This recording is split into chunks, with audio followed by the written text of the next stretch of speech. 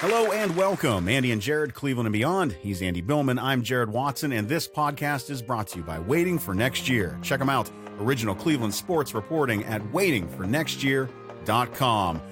Today's episode, we're going to talk a lot about the Browns. A lot about the Browns getting their asses kicked in their home opener. A lot about the sloppy play, where they prepared the play. A lot about the penalties. We're going to talk about beer being poured on players from the opposing team jumping into the stands. Should it happen? Shouldn't it happen? Should they be banned? I don't know what the answer is. What else are we going to jump into? Odell Beckham Jr. saying Greg Williams likes to tell his dudes to make try to hurt other players. We kind of already know that, right? Bountygate was a thing. Is Greg still doing that stuff? Probably. And obviously, the Browns are getting ready to head into New York and play those Jets, where Greg Williams is the defensive coordinator. This is going to be Monday night back in New York City for Odell Beckham Jr. Can't wait to see if he's going to be wearing the watch. Also, we're going to talk about the Tribe taking care of 2 of 3 against the Twins and then sweeping the Angels. What's going to happen now as the Twins head into Cleveland? And if the Indians can pull off a sweep of the Twins, oh boy, wouldn't that be nice? They'd only be a half game back, I think, at that point, right? But first, let's talk about those Browns. And man, that home opener that is still kryptonite for the Browns. Cleveland Browns. So it was Camelot, though, to start. The Browns had a first drive, went 8 plays, 73 yards. Dontrell Hilliard runs the ball in the end zone. Was that surprising that you saw Dontrell get the ball to take those last 2 carries in? Because I thought it was a nice gesture to him, but I was still surprised they weren't just going to try to punch it in with Nick. With Nick. But they give him the ball, and then, as the old saying goes, some things never change. A missed extra point and everything goes to hell from there. It was really never the same after that extra point. The bigger things here, 43-13, everybody's been talking about it, but they hit upon it again. Really, the big things in this game were such a big disappointment after having such an excitement of buildup, anticipation. The buzz before the game was great. And then you go out and score in the first drive like that, methodically, 8 plays, 73 yards. Holy cow. I mean, you start getting those things like, this is fucking for real. Yeah. This is going great. My neighbors heard me up and down the street, heard me after that first drive. It was great. It was great. Yeah. Sadly, the street got quiet after that, probably. Very. So the bigger thing here, though, is, yes, the Titans took over the game, but the game was still in hand when the Browns made a nice drive in the third quarter to get a 15-13. You kind of felt like the Browns had settled down a little bit. They caught their breath. I even thought that time, okay, boy, we've gone through a lot of crap in the second quarter and the beginning of the third, but here we go. We're settling down. And then right off the kickoff, 1-play drive, 75-yard touchdown pass from Henry.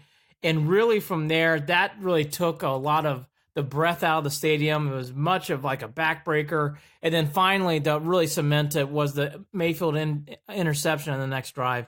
You kind of felt from that point on, the Browns were really, really drowning in their own sand, and then from there, all hell broke loose. The biggest thing that's been talked about, whether it's you and me on telephone, whether it's you and hearing people on television, whatever else, this falling from hype greatness to what happened this week has been a big talk, and the biggest culprit's been the penalties. I mean, there were so many flags in this game, 18 for people who weren't counting, 2 for extra that weren't enforced, so possibly 20 altogether. It really showed in this team, and I felt it immediately. I told Jared, it felt like this team was out of control.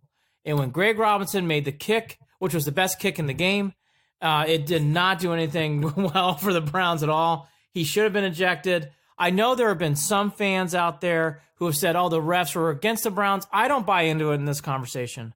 The Browns play and the Browns penalties caused all this crap. It had nothing to do with bad calls. Well, nothing. I will say that at moments where it looked like because the Browns weren't out of it until that late third quarter. Mayfield right? interception at the end of the third quarter. There were a couple of times where I thought there was a chance for a turnaround, and there were some bad flags thrown. Now, are we going to blame that for losing the game? No, absolutely not. But can we say that momentum was stalled and stopped twice because of some ticky-tack plays? That blindside block thing that, when Romo said, don't even ask me to explain that because I don't know how to explain this change. It's ridiculous. And then there was that where it could have been there should have been a defensive holding Instead, they called offensive pass interference. What was it? Was the call against Odell or something? It was that not a bad call, right? Right. So all I'm saying is, I get it. Fans are going to hold on to that because they want to be mad at something, and they're not, and they don't always want to be mad at their team. And you can tell that this team, as talented as they are, they were able to. When we talk about 18 penalties, Andy, we're talking more like 21, 22, 23, because there were multiple plays where it was 2 penalties against the Browns. But of course, you can't take both of those penalties. So could have been even worse. That team is so talented that they were able to stay in the game defensively, holding the Titans from scoring for the most part. And the defense eventually just got exhausted and tired. And offensively, they would move the ball a little bit and then it would stall. Andy, I just, yes, the discipline is where the issue lies at this point. And it's something that I think we forgot to even really think about as we can. I mean, we've talked about this is a young team. I don't know that we harped on the discipline as much. I'm still not going to. I know a lot of people are looking back to that Indy series or the Indy practice and talking about how, oh, well, see, I told you, coach was telling them they're going to stand up for themselves. Maybe that's a part of it that they grew into this bad news Bears, the longest yard looking football team as we came into that first game of the season. I think they're going to clean it up pretty quick, though. I think they're going to because they absolutely have to. They're too good, too talented to allow this to continue. We still have some worries on that offensive line. Greg Here's Williams, the thing. I'm sorry, not Greg. Robinson's lucky that he's not suspended for any longer. That was bad. That was bad, and they addressed it properly. So because Baker can't take 5 sacks a game, he's going to be hurt. He walked out of that place wearing a soft cast, and he can't take 5 sacks. He held the ball longer. Plays that took too long to develop seem to have been an issue. No reason to let that happen when you've got guys like Nick Chubb, when you've got guys who can make moves after the catch. You don't need to wait for those long developing plays when you can get rid of the ball 5 to 7 yards downfield and let Odell be Odell, right? Well, again, though, I want to go backwards. Is that you hit a couple points I want to hit on. All right. I am tired of the complaining of penalties from fans. I'm going to start griping. It has been. I don't agree at all. It's become a habit. This griping of calls is bullshit. You lose the game. Too many of these fans now are getting focused on replays and stuff. It's actually getting to the point where it's like, hey, bad calls happen. You need to move on. Yeah. You're hyper-focusing on crap. You know why those plays were called? Because penalties were made. Good teams, I'm tired of this. Good teams don't dwell on this shit. I love the Browns, but this crap about the bad calls, no. There were calls made, and they were made properly. Get over it. Browns didn't play well. Browns played like shit. And this undisciplined thing is a big thing. And you know what? You and I did not. I agree. I didn't see it coming. But boy, the undisciplinedness you saw in this game, you saw it unraveling on the sidelines. I saw players looking unfocused towards the end of the game. I saw players definitely looking frustrated. You could tell the Titans did a great job, and I give the Titans credit. They did a great job of going up into the Browns players and tweaking them. And the Browns took the bait and overexcelled. By the way, Miles Garrett, I don't think it was a punch, but he could have gotten ejected for what he did. Oh, he almost got ejected from the game. The open-handed. Yeah, so there were several instances. How many times on 3rd down and shorts, hopping offside Sheldon Richardson? How many times someone hopping offsides in 3rd and 10 and making it 3rd and 5? The Browns made the penalties. They got to clean it up. There's a couple calls that go against you, but you know what? Losing teams focus on that is for reasons of excuses to lose. Yep. The Browns didn't play well. Had nothing to do with the refs.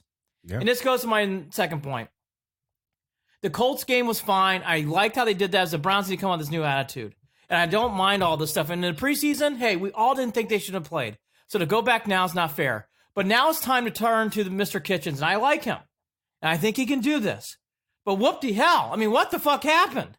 I mean, that was a team that looked like a shit show. I hate to say it. There wasn't a difference between him and what we saw last year from Hugh Jackson. No, you're right. There was no difference. It looked it's same like team.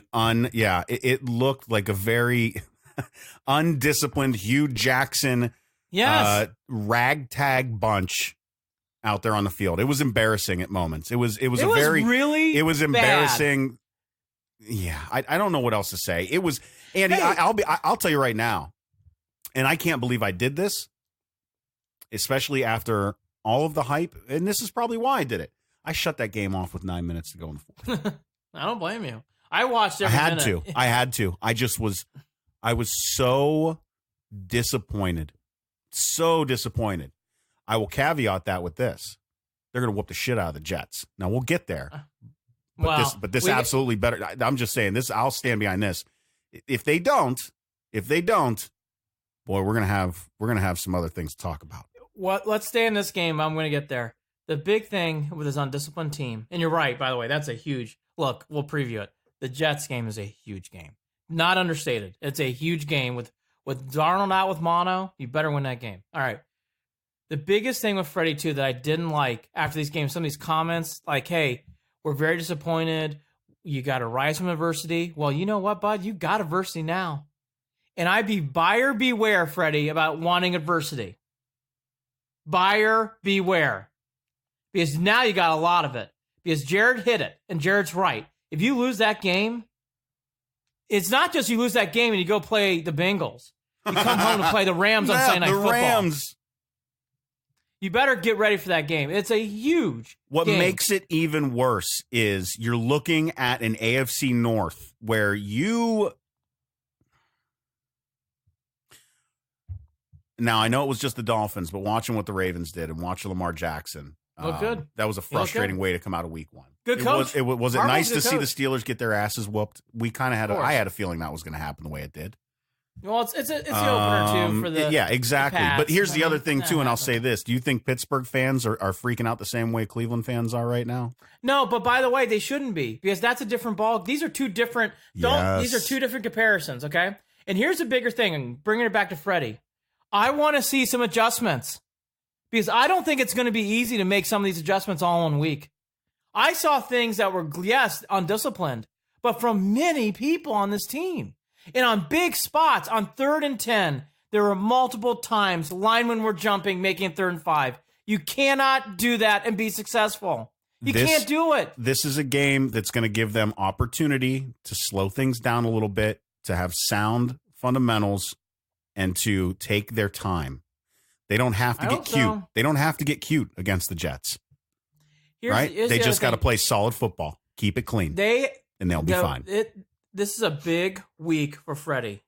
He has got to get this team thinking about victories, play to play. Play to play. I don't want to hear about Beckham and Greg Williams, which we will get into, but I don't want to hear that in that locker room. I don't want to hear about watches and beer pouring. What I want to hear about is, hey, let's make plays, let's win, and let's do the right thing. Because this team got way too much to the hype of all those going around. And I did too. I think everyone did. No, we all got sucked in. We all did. And we all knew it was dangerous to get sucked in. But we couldn't help it. I couldn't help it. Nope. And we got sucked in, and it was horrible. The thing that concerns me, though, and look, I still believe in Freddie. I think it's the right hire. I'm not going back into any of that stuff. I'm not going back into Colts stuff. I'm not going back into preseason. Right. But here's something that I'm marking. I didn't see this coming. I don't like when comments come out of that from coach's mouth. Or I don't like things like, well, it's just one game. You know, Freddie? Yes, but that was alarming. It wasn't just, hey, it happened on a handful of plays. It happened throughout the game, Freddie. It happened throughout the whole game. I know that you could feel it. I know you could feel it. It was unraveling, Jared. It was out of control. I don't mind Coach saying those things because I have a feeling that coming out of the game, he's saying that stuff for himself and for the players. Fine. I know that's not what you wanted to hear. I know that's not what you think you should be saying to the media. No. I get that, but I don't think he was saying it for those purposes. I think he was more self-soothing at that point. Jared, if he says that crap after they lose to the Jets, if they do, I don't want to. Hey, I'm going to no, scream. You're right. Then, oh goodness, you're right. Oh goodness, you're right. I'm going to scream. You can't allow a terrible loss like that put you into a death spiral either. No, but Jared, here's the thing. I'm going to compare it to a college coach I noticed, and this is of course a team I root for. But I loved how Jeff Brom after Nevada game this was bull crap. We're changing it. Don't you worry. This was awful. What I got from Freddie's like, hey, we got this. We're in control. We want adversity. You guys see who rises up from adversity? Okay. I hope you're right. Because I'm telling you, you're under a lot of pressure, especially with Darnold out. A big reason, too, that I think this is just scary to me is he's only coached one game, Jared. And at times I thought this team looked like they were out of control. Where I didn't see them playing as a team. I saw them playing as individuals. Oh, absolutely. And they need to get that fixed. And I hope they do. And then the other thing, which that is very surprising considering the way that they had been talking up until that game. I know. But you are absolutely right. Those actions, they played selfishly. That was Hugh Jackson type stuff on Sunday. Sorry, was. That's not acceptable. And then you got Baker trying to force it and putting the team on his shoulders with a team that he shouldn't have to do that with. Yeah, I was going to say, I thought Baker was a one-man band. I actually thought Baker Mayfield played really well up until he had some moments, but really until that interception in the third quarter, I thought Baker played pretty well. Forced Forced to try to make something happen. Oh, by the way, run the ball a little bit early in the game. Not a ton, just run the ball. Yeah, no, air raid, Andy. On 3rd and 1, run the ball. Yeah. Just run the ball. Yeah, I said, they don't need to get cute. Get cute. They don't need to get cute. The other big thing I noticed when you're in your end zone and taking a safety. That was Hugh Jackson-like. Yep. That was Hugh Jackson-like. I will say that's the one issue that I thought that Baker had. He was staring down his receivers a little bit too much and taking too long to get rid of the ball. But again, I think that had to do with the play calls. I don't know. I also thought Higgins coming out of the game affected him. I thought Higgins not being there. Is Higgins' ankle better yet? That's something that I forget to check in on. He's going to play. The other thing, though, I thought that was alarming, which I knew on one side of the ball would be a bit of a deck shuffle, but boy, I did not see this coming at all. This was the other thing. I was just like, whoa, was what happened to our vaunted front four on defense?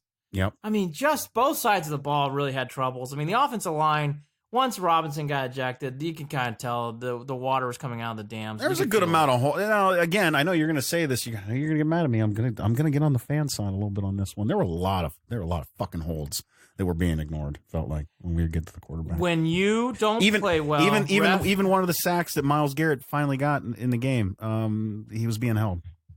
They have got to then on that team realize when those plays are happening. Odell Beckham did a great job. When he was getting held, he threw his hands up in the air. Yes. And by the way, the Browns are starting to do that more. Hey, anytime you're getting held, just do the arms up. Give it the LeBron. Yeah, exactly. The arms up. Give it by the way, that's a good way of putting it. And you're right. I did not. But Olivier Vernon, love to see you in game 2. I heard you were on the field. Didn't see you, but love to see you in game 2. They'll be all right, Andy. They're gonna get this together. Okay. Well, look, I'll tell you this. That front four, outside of a little bit of Myles Garrett, I'm Jared. That didn't go well. No, it didn't. That did not go well. No, man. It wasn't like, hey, we lost 16-13. I think that I posted in the middle of the game. I think I said something about it. That we still got some old Cleveland in us. We're trying to shake off, I think. Look. I'm not. It's like, hey, 16-13, Cyber missed a kick and got goofy at the end. No, we lost 43-13. Stadium empty. Ask Odell Beckham. So look, all this to be said, the lines have got to play better, but the offensive line, I think, is going to be a work in progress, which is not good, but I now know that's happening. That's a work. I think the offensive line is going to be an issue all year. It's not going to be a severe one, but I think it's going to be an issue. I think Dorsey will make something happen. Buddy, I don't think that's going to get fixed during the year. I think the offensive line is going to have a big problem. I don't count Dorsey's moves out, ever. We'll see. They have a lot of work to do on that line. Who's the guy that they're looking at over with the Redskins?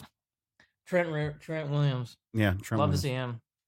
On defensive line, no, they got to play much better. And Jared's right. I saw holding calls too. But Olivier Vernon didn't do anything. There were a lot.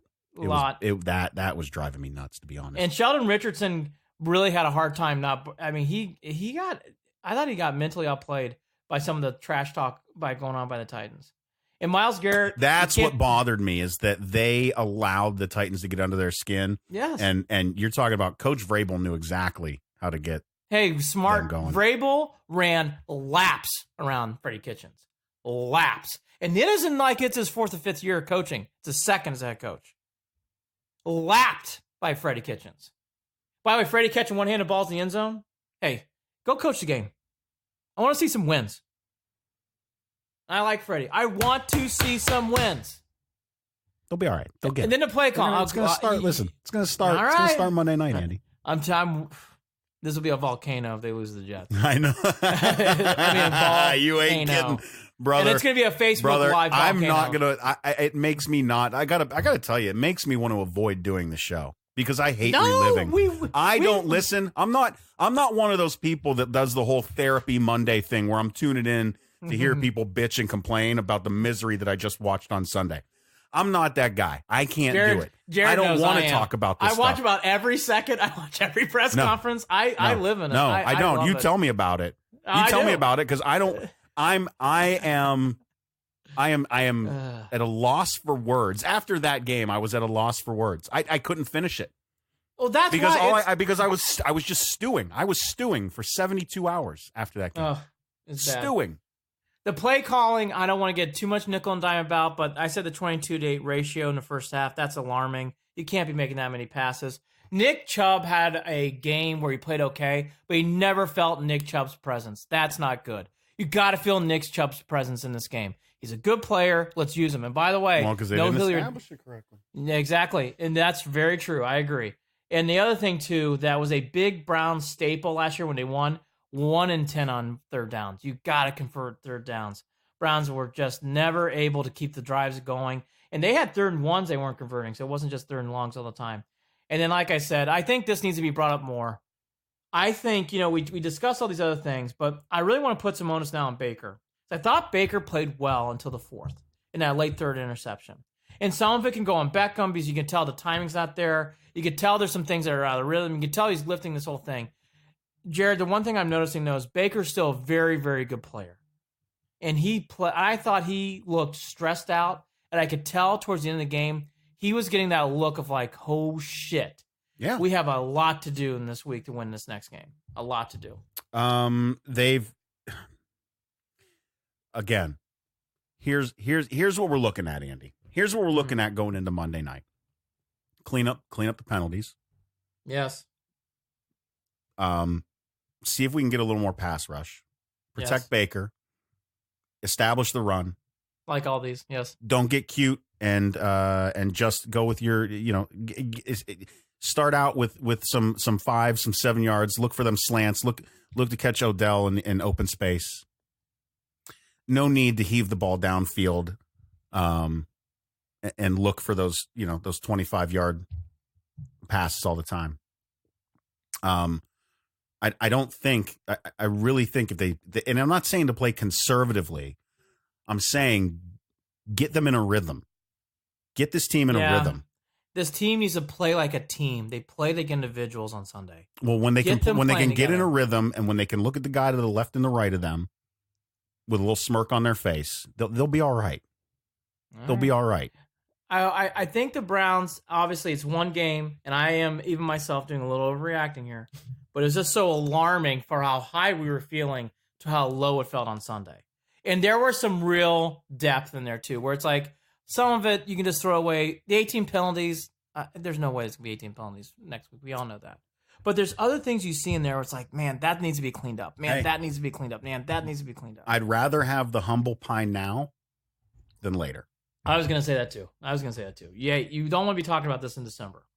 And I like getting everyone against this team again because this team thrives on being the underdog. I think more so. I mean, this is Baker's. All right. Right. I mean, Baker likes the doubters. Right. Jared, I mean, this is going to be all right. Jared, this is a ton of adversity though. Already. You ain't kidding, brother. One game. But we asked for it. I don't care. This is no. I don't. I'm not blaming. We have what should be one of the best running games in the league. We have what should be one of the best passing games in the league. Right. We have what should be one of the best front four on defensively in the league, and we have got guys in coverage that should be getting some takeaways. Now, we haven't mentioned that Mariota took care of the ball pretty well too. That, and then the other alarming thing too. I mean, I want to mention a couple of players. I really thought that there would be some takeaway. Denzel Ward looked like a guy who hadn't played in a while. He did not play well. He had a really rough game. And the other guy too. I do want to say again. And by the way, I know when Juco scored that touchdown, he makes so many drops. Too many drops. I'm ready to Too many drops. I'm ready to ship him off next year. I I don't want him back. I think he needs to rub his hands in Gorilla Glue before he gets on the field every series. It's mind-numbing. It's bad. It's bad. There was a pass that he could have went up for that went right through his hands, and I just and Romo said that I think he said that Baker put too much zip on it, and I thought to myself, that's bullshit. That dude's got giant paws, and he's a big man, and he should squeeze that ball. Gotta catch that ball. Yeah. I thought the Higgins injury actually played a role in this loss too. I thought that was a go-to receiver for Baker. You can tell already. Yep. And by the way, I thought the effects of Callaway being suspended was felt in this game because Callaway was another guy he'd go to in big spots, and Callaway's not playing right now. Yep. The other last thing I got though, going to Mayfield, I think this is a lot of responsibility on his shoulders too. I thought he played. Again, he didn't play great, but I thought he played okay. But he's got a really. I feel for him. Because I could tell how much the stress of that loss he felt like in the press conference, and he felt at the end of the game. You could see it on his face. He has the passion. I love that kid. I want him to keep all that stuff. The only thing is about this team, and not so much Baker. I'll put this more on Freddie. Oh, we want adversity. Well, you got it. You got it now. Mm-hmm. Just be careful with that stuff. Mm-hmm. You still got to win the game. You still got to make plays in big spots. Adversity can only get you so far to thrive on that. From what I saw on this team, you can have adversity, but on 3rd and 1, if you're throwing the ball deep and it's incomplete, that's just incomplete. Make the right play call. Get your team in a position to win. How involved in this post loss do you think that John Dorsey gets when it comes to Freddie? I wrote that question for a reason. Oh, I didn't even see it. I didn't even look. I saw the. Now I see what you've asked. Any blame go to Dorsey? Yeah. I'm not feeling any blame on Dorsey. I'm curious. So I'm curious after the loss though, how involved he's going to be in trying to pick Freddie up, on trying to get Freddie to correct the mistakes that need to be corrected, especially the discipline stuff. Right? Is John hanging out at practice a little bit more? And kicking players in the ass a little bit, reminding them who's boss. I don't know. Here's a good question for you, and I was thinking about that too. I think Dorsey's going to coddle him at first because you need to the first-time head coach. You need to be there to support, and you give advice. I'll say this right now: Dorsey's going to start getting nervous if this team starts rolling out more games like this. It's one game. Yeah. It is what it is. But I thought, to your point, Dorsey. That was some tough gum by the end of the game. I mean, that gum didn't taste so well as the game went on. Yeah. Got to clean it up, buddy boy. Got to clean up. And by the way, I do want to say one-liner. Kudos to the Titans. Vrabel had that team ready, focused, and Henry looked good, and they outsmarted and outplayed mentally the Browns, and it came off. I thought their game plan was much better. Now they did a nice job being chippy and getting into the Browns players' heads, and it showed throughout the game. Right. Kudos to Vrabel. Kudos to those guys. They deserve to win by 30 points. No doubt. I know OBJ took back the seats thing about, hey, fans should stay in the seats late in the game. So he clarified a little bit on what he said, and I get that too. I'm never going to get mad at Odell when he's talking about when he's being passionate about. Now he was wrong what he said, but I'm not mad at him for it. And you said it best, Andy, when you said people pay good money for these tickets, and they spend their money if you spend money. For these tickets, you do what you want. You can leave whenever you're allowed to leave a movie. You're allowed to leave a concert. Yeah, if it's a shitty movie, you leave the movie early. You can leave whenever you want. There's nothing wrong with that. I don't have much on this because I don't care. This whole watch thing, I just wear the watch, take your fines. I don't give a shit. Care. The end. I don't care. The air. It's a plastic watch. These guys wear braces. The NFL is archaic and terrible with their the way that they legislate and the way that they're super, they are strange arbiters. They are strange arbiters in a sense that they worry about the things and I talk about this in any situation that in a work environment when big important things, when you don't have answers or ways to fix the big important things, you worry about the small shit. Yep. Right. And this is small shit. The NFL really needs to figure themselves out with what really matters and what doesn't. It's a damn watch. Stop it. These guys are wearing metal ass braces on their knees and on their arms.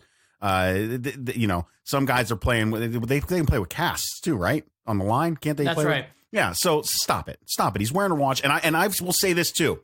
And I know that there's been a lot of jokes made about this. Maybe not a lot, but some folks have joked about the fact that Odell feels more comfortable when he's wearing the watch, like he's used to it being there. By the way, I'm going to tell you, that as could be true. a watch guy, as a guy who wears a watch every day, when I forget to put my watch on before I go to work, it drives me up a wall because I feel like a strange imbalance on my arm, right? I'm used to having that there. It just, it feels like it's supposed to be there. I'm used to shaking my arm around and moving it around. I'm used to having it there. Yeah. Bottom line is, I get that. So if he feels comfortable having that watch on his wrist, believe it or not, that shit kind of makes a little bit of a difference. Whether it's all mental or not, it makes a little bit of a difference. He's going to wear a watch. Hey, the bigger thing here before we get to the pouring of the beer thing. Yeah. The big thing I want coming back, and we'll put this more in the Jets game, but I want to get this before the Jets. A big impression too that I want to hit. I want to see the stars be stars more. Yeah. Beckham, Landry, Chubb, Mayfield, Myles Garrett. I want to see these guys flare. Be honest with you, Denzel Ward played like a Pro Bowler. I'm not saying everybody has to hit a home run every game, but Jared, we got these high-priced talent, and you need them to make plays and shine. It's all up here with them. We'll see. All of this is mental.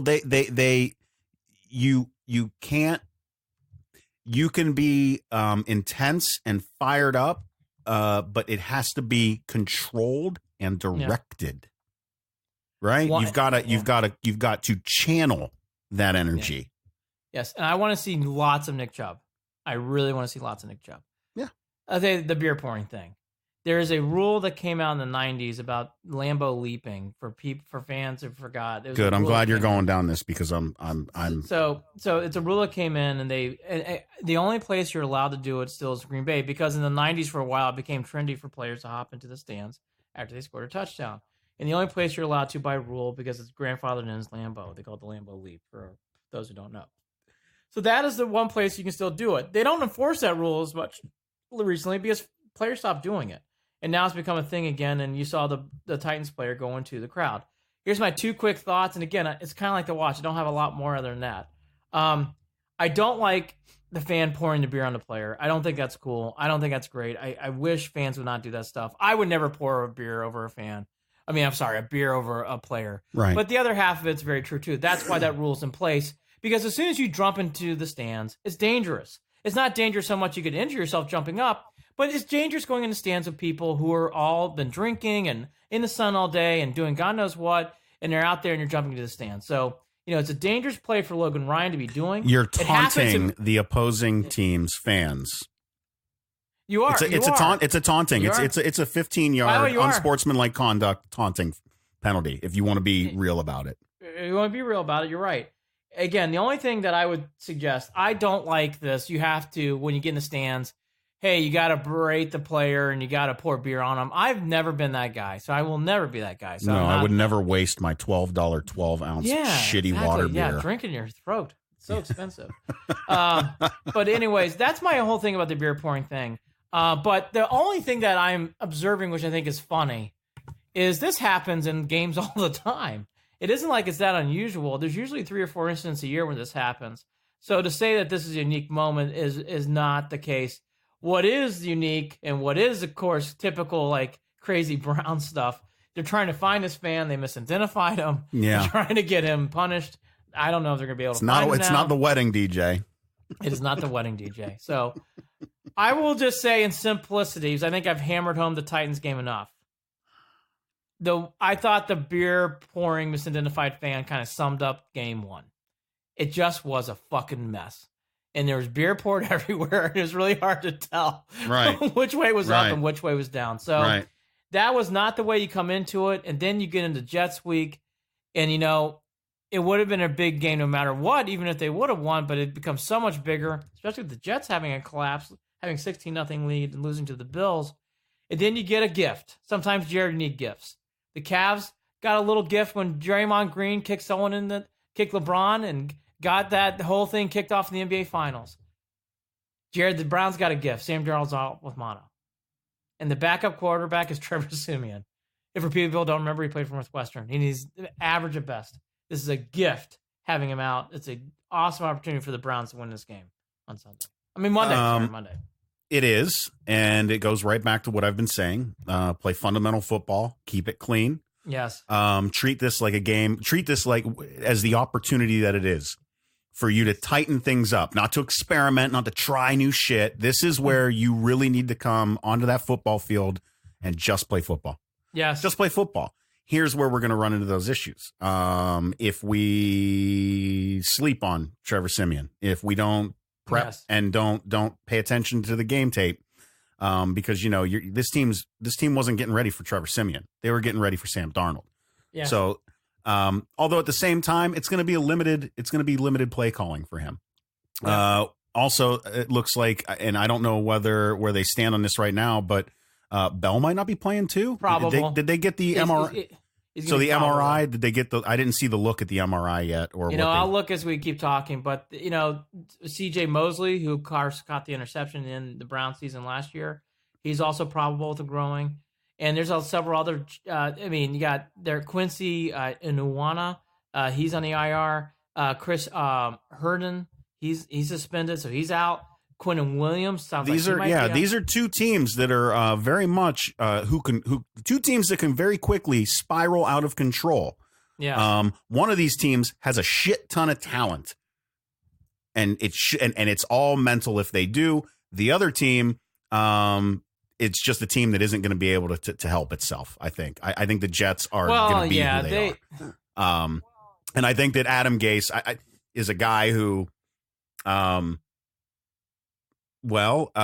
don't know. I mean, we knew this coming out of Miami. He's a guy that he throws his players kind of under the bus a little bit. So I don't know that he's going to get a lot of love later on the season. Well, the bigger thing with the Jets and the Browns is you need a win now.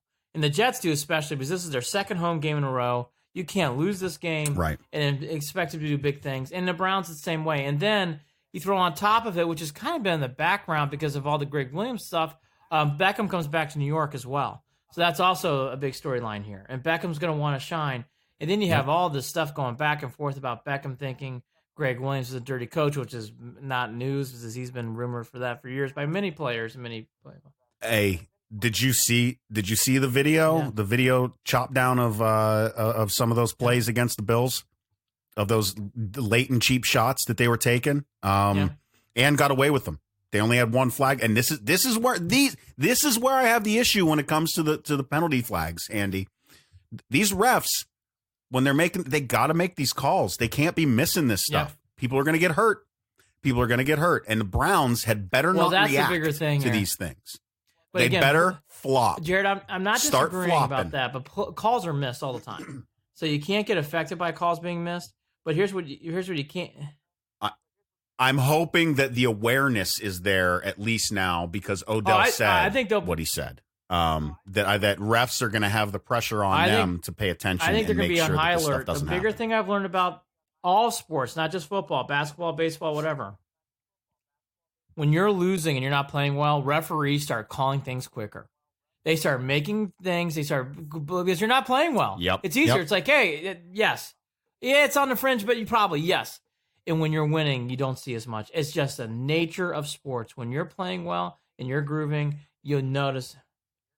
And who do they call? They call guy number one or they call guy number two? No, guy number two. It's always guy number two. So flop your ass on the ground. Do your little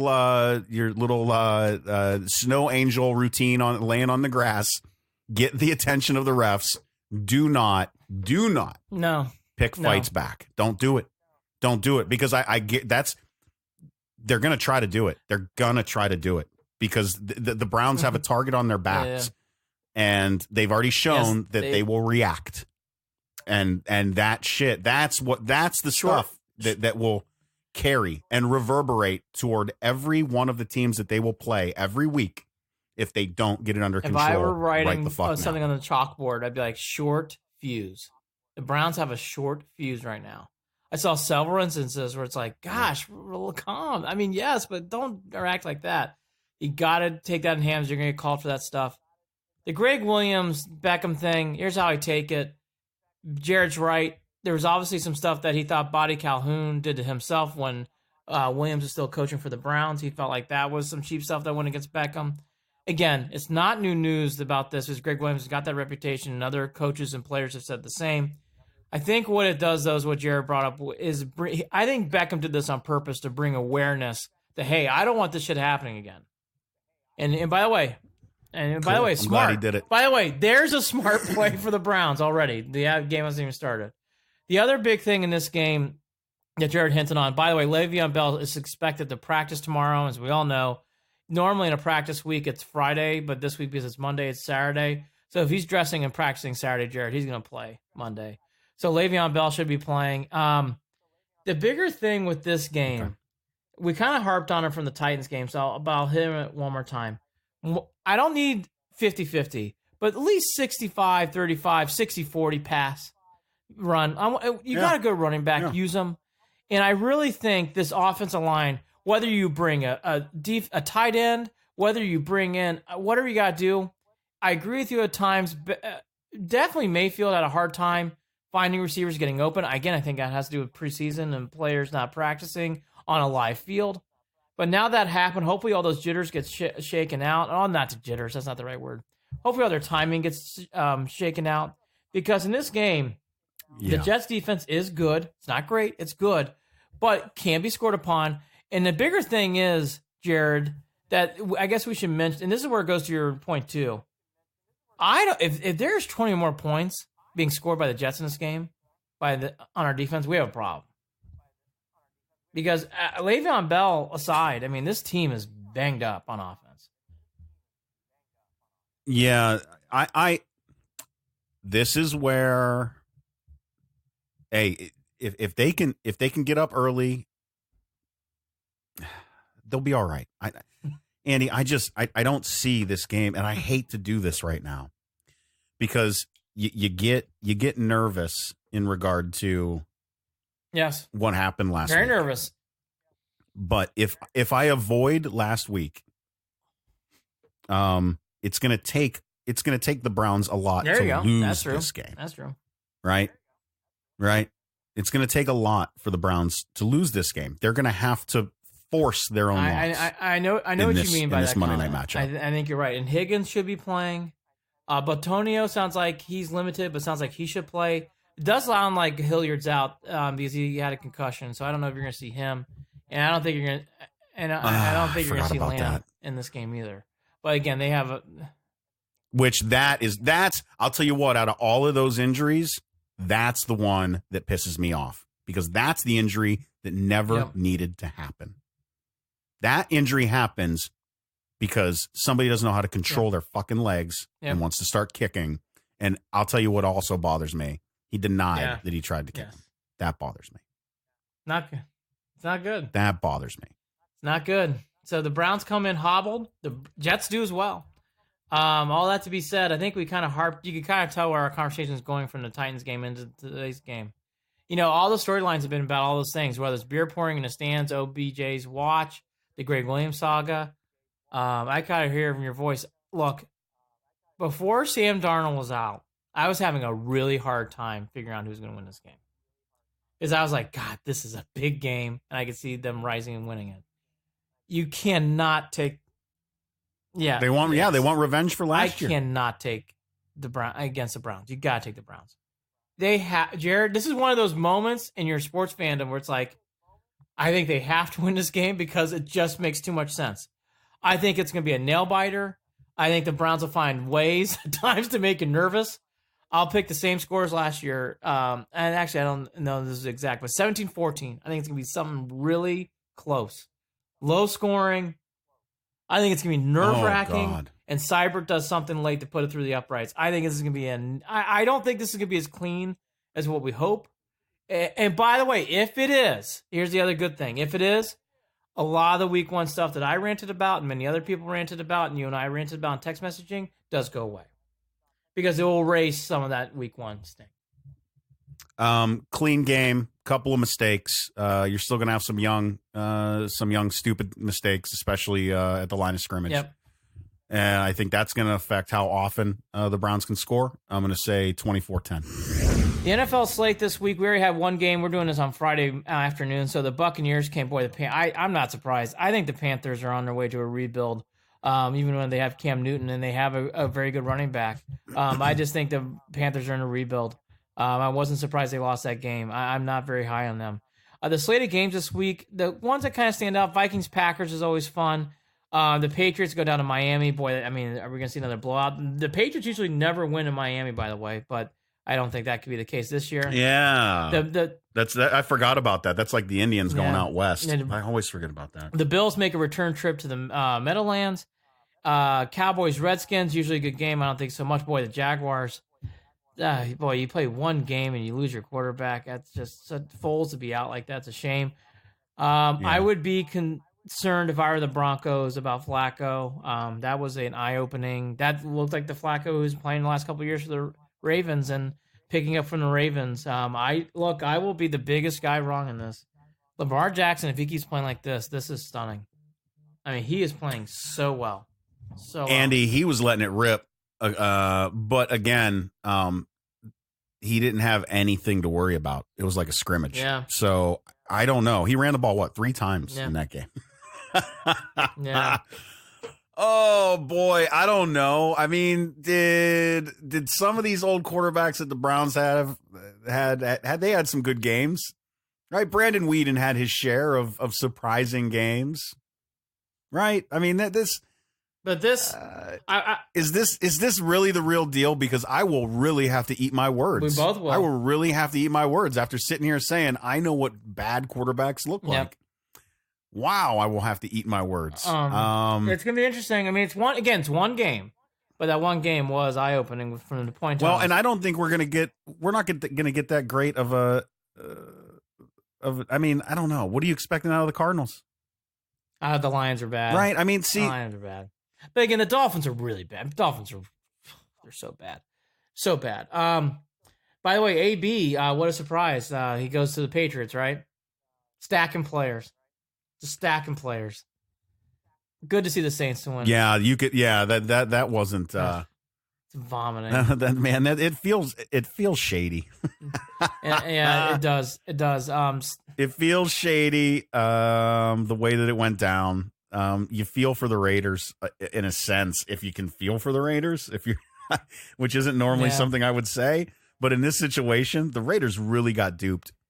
They really did. They got duped because this dude acted a fool on purpose to get the hell out of there.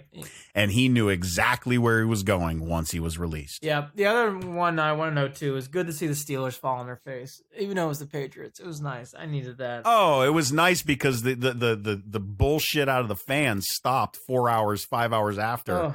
It ended rather quickly. Thank you. That was a nice Pennsyltucky. Yeah, that was a nice face plan. I will do more picks. My NFL picks were not as good as my college picks. We'll do NFL picks, and I will go through some. We both won the Eliminator, barely. Seahawks and Saints took it down. By the way, exciting win for the Saints. Let me see. Who am I going to pick this week for the Eliminator? I'll do this real fast. Who do the Dolphins play? All right, I'm going to go against the curse. The Pats win in Miami. The Dolphins are that bad. Yeah. They're that bad. I feel like I'm taking a really easy one. I think I'll take 2 of them, and they're from. I think I've got 2 games that I can almost guarantee at this point. Kansas City over Oakland, absolutely, and the Chargers over Detroit. Which one do you want? Let's say the Chargers over Detroit. Smart, yeah. I think the Lions are really bad, really, really, really bad. Really bad. The Sunday night game this week is the Eagles at Falcons. Boy, that's gonna be us. I think the Falcons are bad, and then as we already said, the Browns and Jets for Monday night. It was a tough week though for Cleveland. We had 2 tragedies this week as a sports fandom group. The first one was Chris Smith. That was so sad. Chris Smith's girlfriend got hit in a tragic car accident on I-90 West. Just hate to hear things like that. Feel for Chris, and obviously everybody says the same, but it's so true. Thoughts and prayers go out to everybody there. It's such a heartbreaking, terrible. 4-week-old daughter. Really, really sad stuff. And I mean, simply just getting out of a car and trying to see what's going on with the tire. You hate to hear stuff like that. Scary because that happens to all of us. All of us at one point have pulled over a car and trying to get something fixed, and to hear something like that happening is just frightening. And then, of course, the other big news that was also really sad and sudden was Fred McLeod. He passed, and longtime Cavs announcer. He's been doing Cavs games since 2006. He's a lifelong Clevelander. I forget the town. It actually says here, Strongsville. He's from Strongsville. And just a sad son had a heart attack and passed, and you hate to hear things like that. And again, same thing. It was nice. His wife, who works for Cleveland Local News, reshared that video that she took, I believe, on her cell phone in 2016 when they won the championship. And yeah, Fred's sitting there. It's a really nice video to remember. Fred, him crying in his hands that it finally happened. And I was admittedly I was at work in my cubicle and I teared up, man. That was that one bummed me out a lot. Well liked, well thought of in the community. The McLeods are a very big impact on the community, and you hate to hear about what happened to Fred. So, sad to hear that kind of stuff. And yeah, I did want to touch upon it quickly before we get to the tribe. All right, turn the page. The Indians. Cleveland Indians. So every time you count this team, I was asked this on KNR on Thursday. Every time you count them out, they bounce up like a rubber ball. Every time you count them out, they bounce up. And here we go again. The Indians with a good way this time. Every time you think they're out, they're right back in where you wanted. The Rays lost on Thursday night, so everything in the wild card is really nip and tuck. And the Twins, who seem to have an insurmountable lead, is only 3.5 up. And Jared, I think they're actually running out of gas, from what I can tell. But we thought the Indians were running out of gas, Andy. Well, I think the Twins. All right, I'm going to hit it before we get to this other stuff. I think the Twins, for the first times, I've been the one who's saying, no, you're not going to pass the Twins. No, you're not going to pass the Twins. No, you're not going to pass the Twins. Jared, for the first time, I can see it from afar. It's like the Twins are feeling it. Now, is there enough time to catch them? We will see. And the Twins have a far easier schedule down the stretch. Far easier. But boy, have they made it interesting with the losing to the Nationals the way they did at home this week. Very interesting. Well, I will not say that it is out of the realm of possibilities for the Indians to win 3 of 3. I will say that it's an absolute must that they take 2 of 3. You have to. So we'll see how that plays out over the next couple of days. As for some of the things that could end up hurting the Indians in this quest to take back the Central, which who the hell thought we'd be talking? Andy, this is twice now, 3 times now. We're talking about something that we felt was absolutely impossible. Saw the body come into the ER. I mean, no way. And here they are on live. No. They're still kicking. But, amazing. But one big setback that's going to drive me nuts is just the fact that we already have issues on the back end with that bullpen. Yeah. And Brad Hand's arm is just dead, right? I mean, that's what the team's saying. His arm's dead at this point.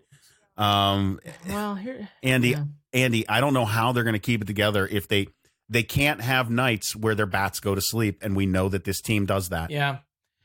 Here's the one thing I'll get into Brad Hand about. He did have, during the debacle that was going on at First Energy Stadium, Brad Hand actually saved the game in Minnesota. So he did have a nice appearance right before everything went. But nobody saw it.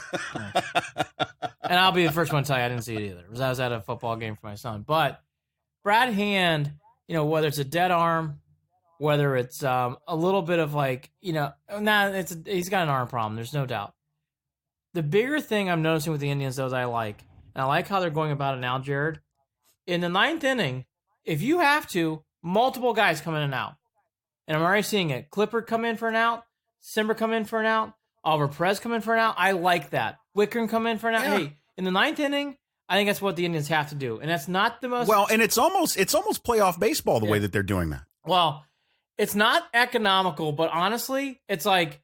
I like how they did it the other night in the Angels game, where they basically brought in, again, I think it was Wickren, Perez, and Simber. I like that. You're being surgical. Hey. And you're not burning out arms. Hey, you're... With the knowledge that you're going to have to use multiple arms. Hey, you're getting the win. That's what you need. I mean, that is... Hey, and we are at this point of season where they got to dig down deep. You're right. I'm interested in this move of bringing up James Karinchak. I don't know anything about this kid other than there's folks asking, what are they going to do? Throw him in the back end? Is he going to close? Is this really something that's possible? Well, it's getting some headlines, and obviously he brought some attention. So I would just leave it at that. I've learned in this process in baseball, we've seen the Jared Wrights, we've seen other people come through. It's wait to be seen. You really can't do anything until the guy comes through. I have not heard of this guy at all, so I don't have any read on this. So usually you get a vibe. Like Jeffrey Rodriguez has been back for a while. I haven't seen him pitch yet.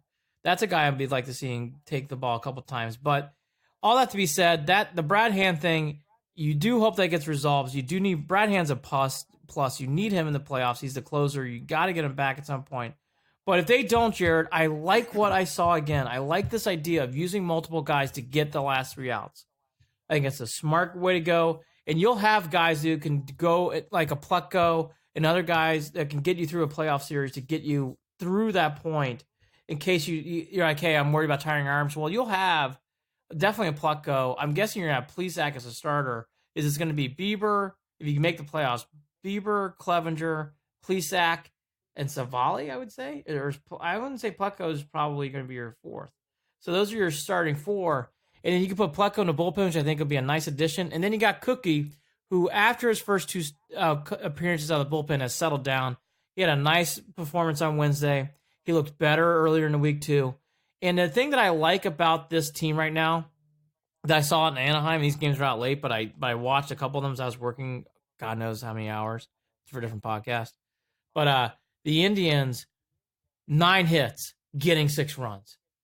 Only, milking hits, Jared, milking opportunities to get stuff done. Reyes with a big bases clearing double on Tuesday night.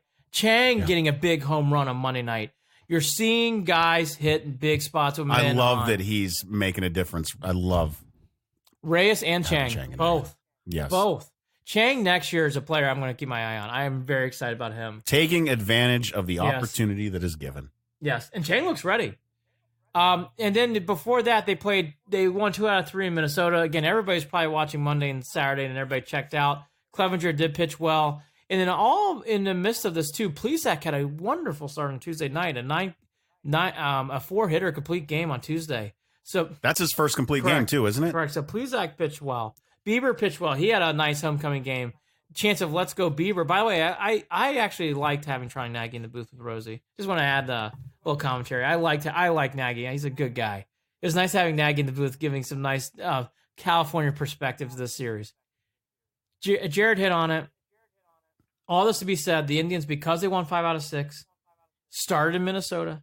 They have set them. And by the way, in Minnesota, they had a lead without Jose Ramirez too, where you thought that was the nail in the coffin. No Jose. With this team. Danny Salazar's out on a mental leave.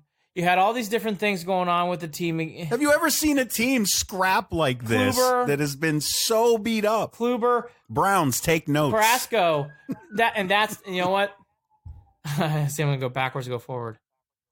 Yeah, a little less Hollywood, a little bit more blue collar, and take notes from this Indians team. This Indians team is so likable, Jared. Everybody comes in, they play hard, they do whatever it takes, and they're getting wins. I mean, look. People and they don't care that we counted them out. And by the way, they didn't just Frankie don't care. And by the way, they didn't just sweep the Angels. They swept the Angels for the whole series. In fact, I don't know when the last time they've lost to the Angels. It's been a while now. The Indians are winning games and taking advantage of situations. This is a big series against the Twins starting tonight. Tonight being Friday and Saturday, Sunday. Huge series. I will be all over it. I will be watching these games. This is the opportunity, as Jared said, to really get back into Central. And I think if you start leaning on the Twins, I think they'll break. I think the Twins are finally showing some signs of stress and wear and tear in the season. Mm-hmm. I didn't think they were going to be able to do it, the Indians, but I will actually say for the first time, I think it's in play. If you win 2 out of 3 or sweep.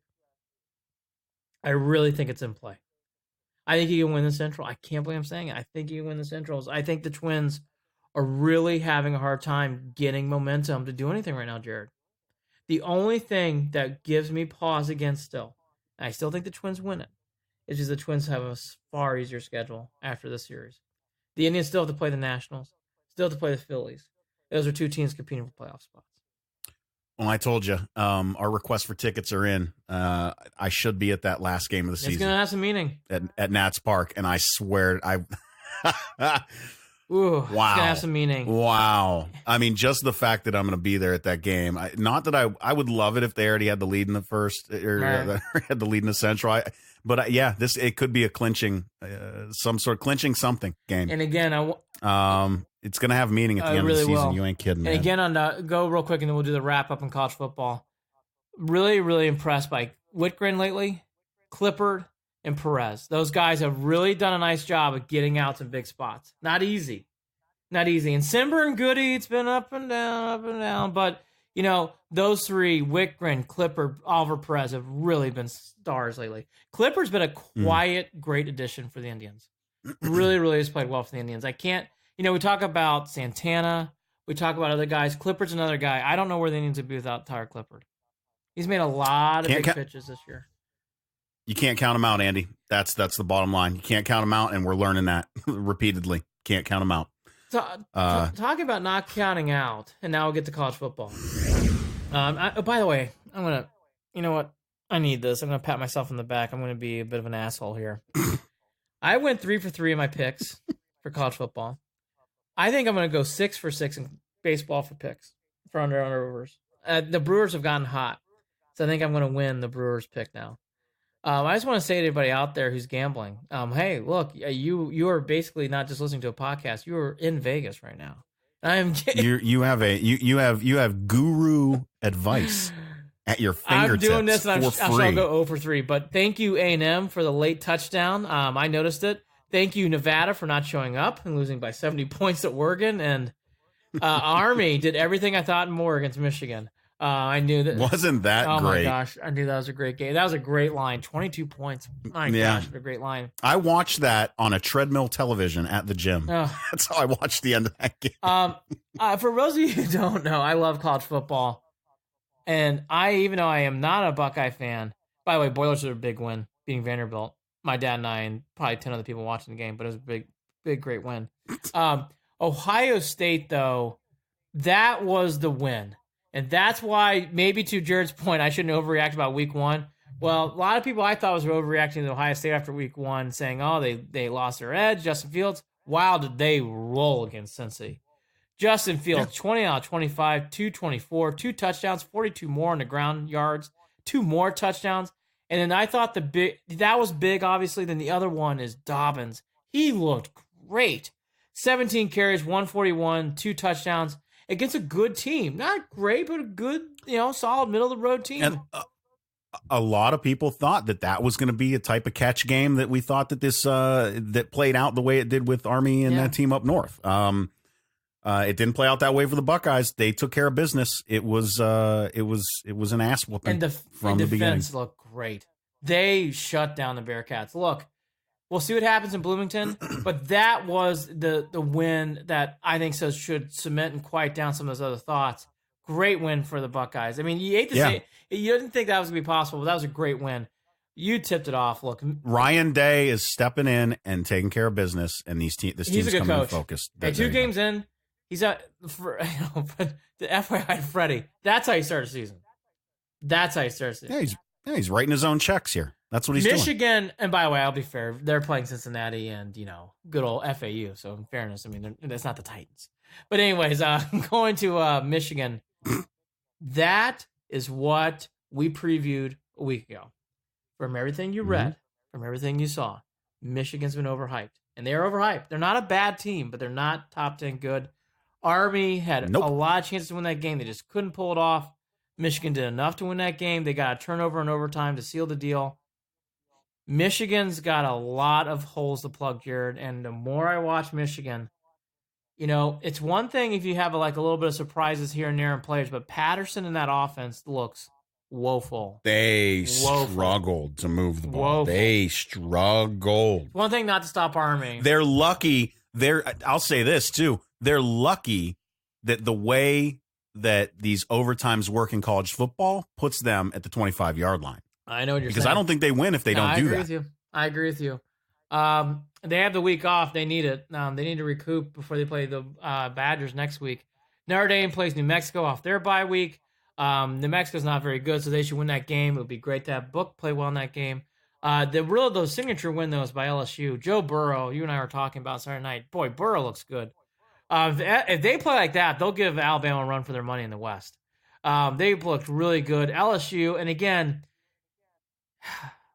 he's done a nice job. I like him as a coach, but Herman still doesn't have that big win as an opportunity for him. He just couldn't get that win done.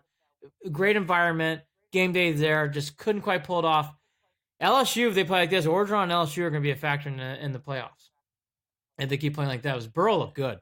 Looked really sharp. Yeah, I told you. I texted you. Wow. That's a surprise team right now. It really is. And then Clemson just keeps motoring. The A&M quarterback couldn't make just couldn't make any throws in a big spot. Clemson's just, boy, they are so by far such the best team. It's not even close. And then finally, we're not going to do a lot on this, but Tennessee, boy, up 3 at home, BYU, 20 seconds left, a 60-yard pass later, and everything just flip-flops. Just the Volunteers, General Nealon looking down somewhere, shaking his head. I mean, that is a 4-alarm mess of fire. And it's amazing because when I grew up, Tennessee was always good, whether it's Peyton Manning or Jamal Lewis, Al Wilson, all those guys, Peerless Price. The Volunteers were always good. Even Johnny Majors, they had Heath Schuler. The Volunteers were good, and these are not the Volunteers we grew up with in the 90s. This Volunteer train has really had the wheels fall off. There is no good games this week. The only game I would keep your eye on if you're not a Buckeye fan or Big Ten guy is Clemson-Syracuse. Syracuse always gives the Tigers trouble for whatever reason. I don't see that happening. Carrier Dome is going to be quiet real quick. We'll see. I just don't see it happening this week. Syracuse just is, man. No, I just don't see it. I don't see it. I think Clemson's going to thump them at home. I always feel that way, and then the Cuse does something to keep that game close. We'll see. Yeah, we'll see. Some late sound bites coming through. Greg Williams on Odell's comments. He started off with Odell who, followed by no laughter. Okay. So Greg Williams not denying. Look. Not denying any truth to this stuff. We'll see. Let's see. What does this one say? So Field Yates from ESPN said, it appears Greg Williams doesn't believe Odell is one of the game's top playmakers. Okay. I'm going to have to listen to these sound bites. I'm going to have to. Look, Greg Williams is doing anything he can to get in the players' heads, and hopefully they take that as motivation and not frustration. Yes. The last big...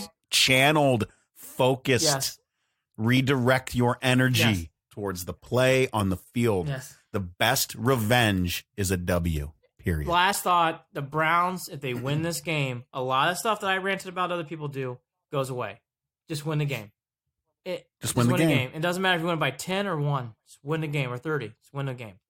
Win the game. Oh, boy. All right. Well, follow us on Facebook, facebook.com/Cleveland and Beyond, on Twitter @CLE and Beyond. Shoot us an email, andyandjared@gmail.com. That's JARID. You can also listen to this podcast anywhere podcasts are played: Google Play, iTunes, Stitcher, your Alexa device. It's all there. You can find all of Andy's picks at clevelandandbeyond.com or andyandjared.net. Andy, you were able to plug the show the other day on WKNR on RBS on the Really Big Show, and it looks like we might have some more listeners, some more folks tuning in and checking out the podcast. We appreciate you, and we want you to stay along for the ride. Give us a rating on iTunes if you get a chance. It would be much appreciated. Also, again, shoot us comments on Facebook, on Twitter, and tell us what you think. Andy, anything else to wrap the show up? Be watching the Indians. Don't forget about them. It's a big series with the Twins. We hit the Browns enough. Just win the game. And for people who want some banter back and forth about how the Boilermakers are doing, you can anytime tweet at me, and I'll be happy to break things down and go into a long laundry list of how they beat Vanderbilt. They have a big game with TCU, but I'll save that for a side podcast. All sorts of picks. I will do that all the time. And so far, I'm hitting all of them. Boy, the NFL was a rough start, but we'll turn it around. We'll turn around the picks. And I am in Struthers, Ohio, in my sister's bedroom, recording this show right now on my end. Looking forward to my 20th high school reunion. 20 years. Holy shit. Looking forward to that. Heading down to the MVR in Youngstown. Gonna have ourselves a nice Italian pasta dinner, probably. I don't know what the hell I'm gonna do. So, I haven't seen a lot of these people in 20 years. Hopefully it's a good time. Struthers High School, class of 99. Shout out to all of you. See you tomorrow night. Go Browns. Let's just win this damn thing and show a national audience. We can't forget about that, too. It's going to be a national televised game. Pay attention. Browns are going to bring it right back. They'll be okay, 1-1, and then we'll be getting ready to kick the living shit out of the Rams. Maybe I'm getting a little ahead of myself. Band together and wear our watches. Unified front. Yes, I'll be wearing a watch. Everyone wear a watch Monday night. Yes. Everyone wear a watch. It's Watchgate 2019. Pay attention. Tune in. Take care. Talk to you again soon.